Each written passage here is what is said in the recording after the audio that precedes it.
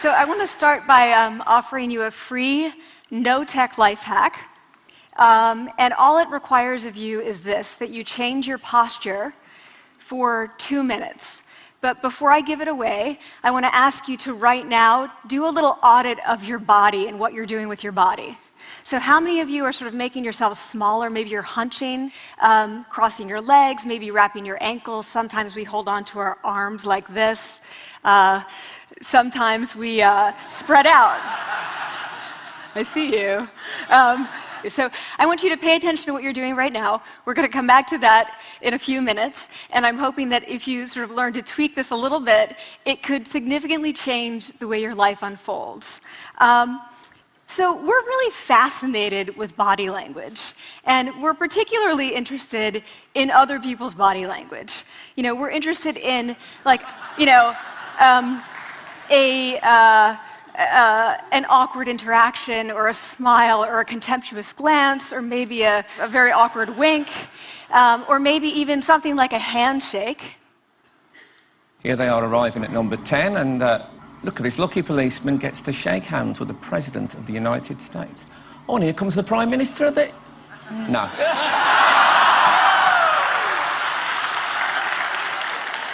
So a handshake, or the lack of a handshake, can have us talking for weeks and weeks and weeks, even the BBC and the New York Times. So obviously, when we think about nonverbal behavior or body language, but we call it nonverbals as social scientists, it's language. So we think about communication. When we think about communication, we think about interactions. So what is your body language communicating to me? What's mine communicating to you? And there's a lot of reason to believe that this is a valid way to look at this. So social scientists have spent a lot of time looking at the effects of our body language or other people's body language on judgments. And we make sweeping judgments and inferences from body language. And those judgments can predict really meaningful life outcomes, like who we hire or promote, who we ask out on a date. For example, Nalini Ambady, a researcher at Tufts University, shows that when people watch 30-second soundless clips of real physician-patient interactions, their judgments of the physician's niceness predict whether or not that physician will be sued. So it doesn't have to do so much with whether or not that physician was incompetent, but do we like that person and how they interacted? Even more dramatic, Alex Todorov at Princeton has shown us that judgments of political candidates' faces in just 1 second predict 70% of US Senate and gubernatorial race outcomes.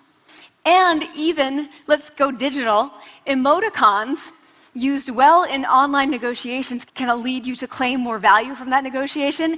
If you use them poorly, bad idea, right? So when we think of nonverbals, we think of how we judge others, how they judge us, and what the outcomes are. We tend to forget, though, the other audience that's influenced by our nonverbals, and that's ourselves. We are also influenced by our nonverbals, our thoughts and our feelings and our physiology. So what nonverbals am I talking about? I'm a social psychologist, I study prejudice, and I teach at a competitive business school. So it was inevitable that I would become interested in power dynamics. I became especially interested in nonverbal expressions of power and dominance. And what are nonverbal expressions of power and dominance? Well, this is what they are. So in the animal kingdom, they are about expanding. So you make yourself big, you stretch out, you take up space, you're basically opening up. It's about opening up. And this is true across the animal kingdom. It's not just limited to primates, and humans do the same thing.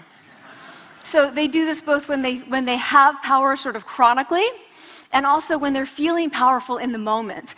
And this one is especially interesting because it really shows us how universal and old these expressions of power are.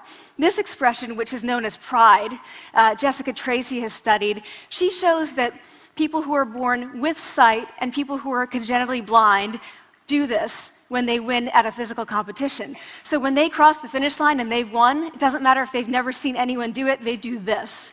So the arms up in the V, the chin is slightly lifted. What do we do when we feel powerless? We do exactly the opposite. We close up, we wrap ourselves up, we make ourselves small. We don't want to bump into the person next to us. So again, both animals and humans do the same thing. And this is what happens when you put together high and low power.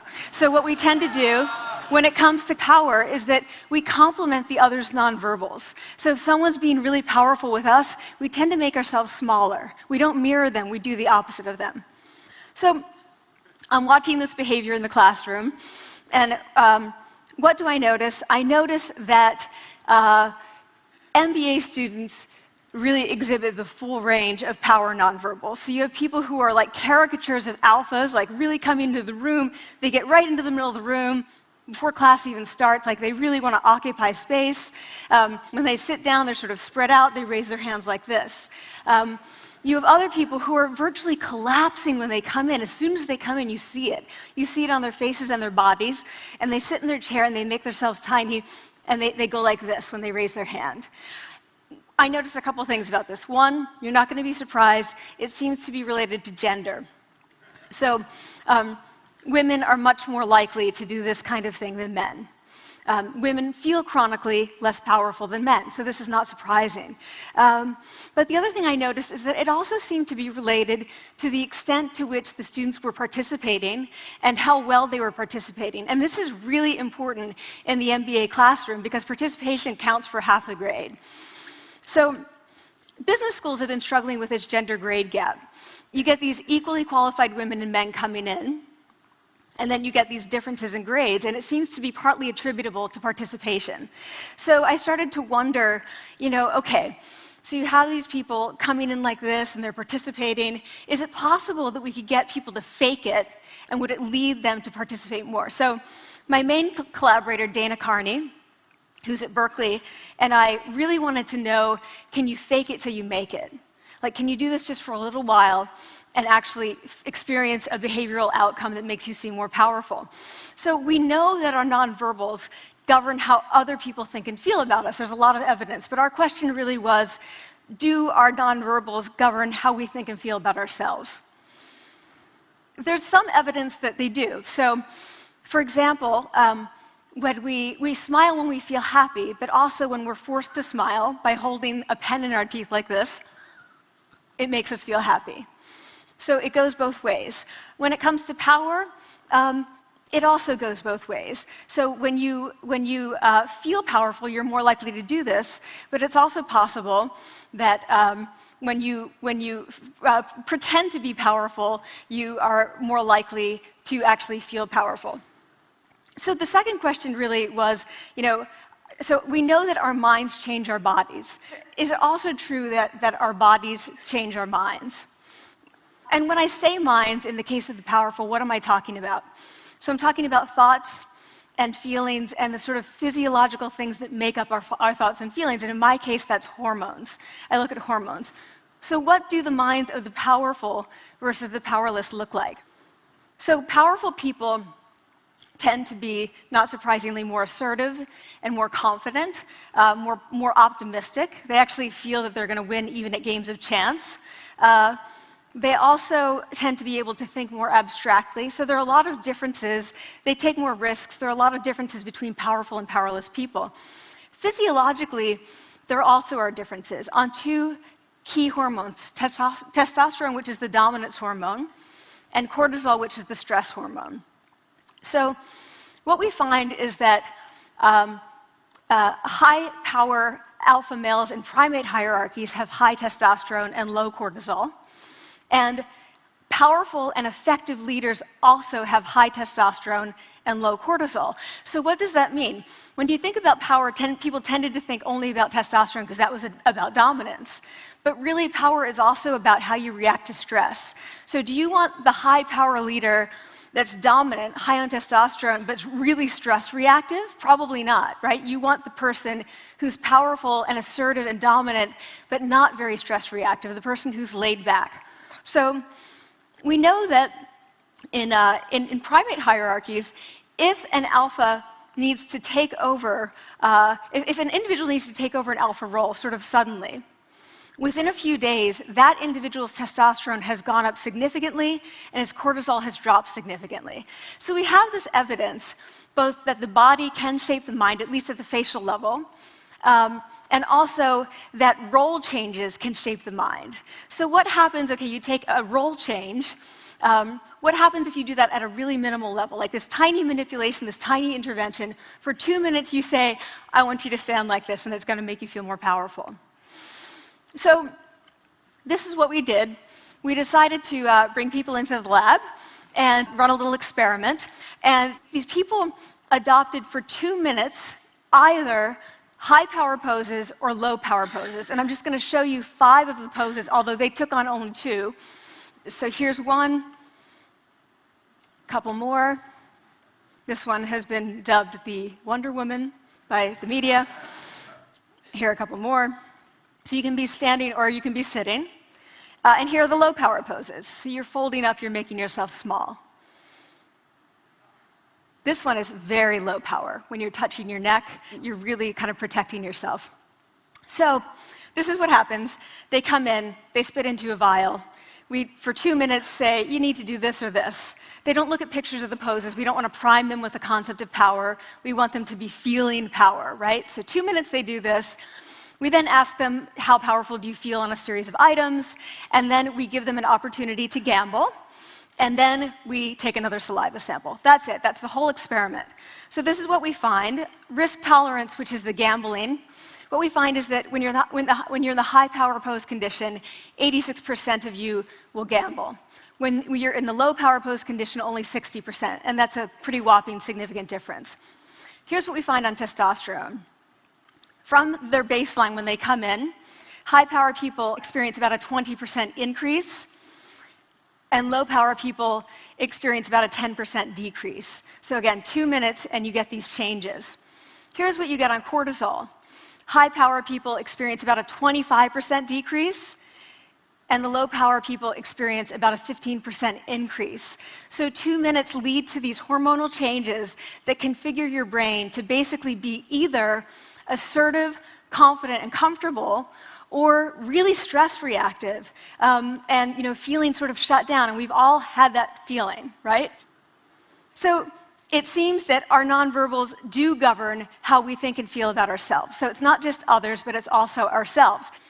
Also, our bodies change our minds. But the next question, of course, is, can power posing for a few minutes really change your life in meaningful ways? So this is in the lab, it's this little task, it's just a couple of minutes. Where can you actually apply this, which we cared about, of course. And so we think it's really what matters, where you want to use this is evaluative situations, like social threat situations. Where are you being evaluated? Either by your friends, like for teenagers, it's at the lunchroom table. It could be, for some people, it's speaking at a school board meeting. It might be giving a pitch, or giving a talk like this, or doing a job interview. We decided that the one that most people could relate to, because most people had been through, was the job interview. So we published these findings, and the media are all over it, and they say, okay, so this is what you do when you go in for the job interview, right? So we were, of course, horrified, and said, oh my God, no, that's not what we meant at all, for numerous reasons. No, don't do that. Again, this is not about you talking to other people, it's you talking to yourself. What do you do before you go into a job interview? You do this. Right? You're sitting down, you're looking at your iPhone or your Android, not trying to leave anyone out. You're looking at your notes, you're hunching up, making yourself small, when really what you should be doing maybe is this, like in the bathroom, right? Do that, find 2 minutes. So that's what we want to test, okay? So we bring people into a lab, and they do either high or low power poses again. They go through a very stressful job interview. It's 5 minutes long. They are being recorded, they're being judged also, and the judges are trained to give no nonverbal feedback. So they look like this. Like, imagine this is the person interviewing you. So for 5 minutes, nothing. And this is worse than being heckled. People hate this. It's what Marianne LaFrance calls standing in social quicksand. So this really spikes your cortisol. So this is the job interview we put them through, because we really wanted to see what happened. We then have these coders look at these tapes, 4 of them. They're blind to the hypothesis, they're blind to the conditions. They have no idea who's been posing in what pose. And they end up looking at these sets of tapes, and they say, oh, we want to hire these people, all the high-power posers. We don't want to hire these people. We also evaluate these people much more positively overall. But what's driving it?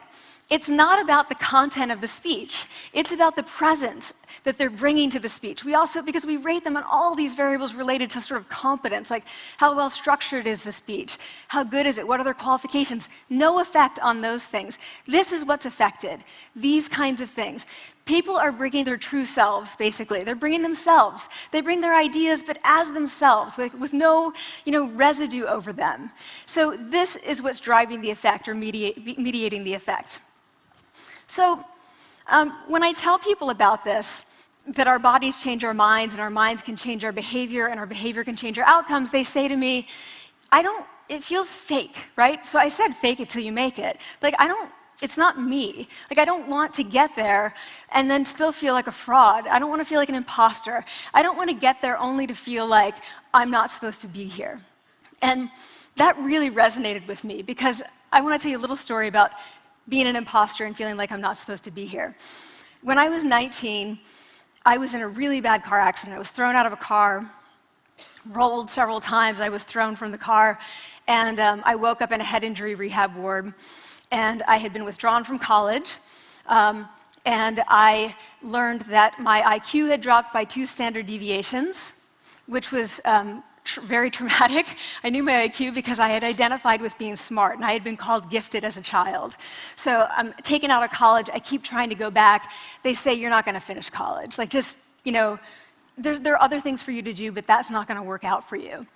So I really struggled with this. And I have to say, having your identity taken from you, your core identity, and for me it was being smart, having that taken from you, there's nothing that leaves you feeling more powerless than that.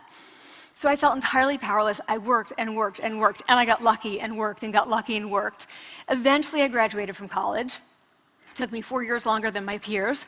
And I convinced someone, my angel advisor, Susan Fisk, to take me on. And so I ended up at Princeton, and I was like, I am not supposed to be here. I am an imposter. And the night before my first year talk, and the first year talk at Princeton is a 20-minute talk to 20 people. That's it. I was so afraid of being found out the next day that I called her and said, I'm quitting. She was like, you are not quitting, because I took a gamble on you and you're staying. You're going to stay, and this is what you're going to do. You're going to fake it. You're going to do every talk that you ever get asked to do. You're just going to do it and do it and do it, even if you're terrified and just paralyzed and having an out-of-body experience, until you have this moment where you say, oh my gosh, I'm doing it. Like, I have become this. I am actually doing this. So that's what I did. 5 years in grad school. A few years, I'm at Northwestern. I moved to Harvard. I'm at Harvard. I'm not really thinking about it anymore, but for a long time I had been thinking, not supposed to be here, not supposed to be here. So at the end of my first year at Harvard, a student who had not talked in class the entire semester, who I had said, look, you got to participate or else you're going to fail, came into my office. I really didn't know her at all.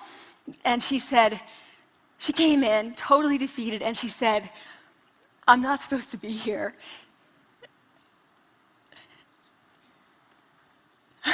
And that was the moment for me, because 2 things happened. One was that I realized, oh my gosh, I don't feel like that anymore. I don't feel that anymore, but she does, and I get that feeling. And the second was, she is supposed to be here. Like, she can fake it, she can become it. So I was like, yes, you are. You are supposed to be here, and tomorrow you're going to fake it, you're going to make yourself powerful, and, you're going to...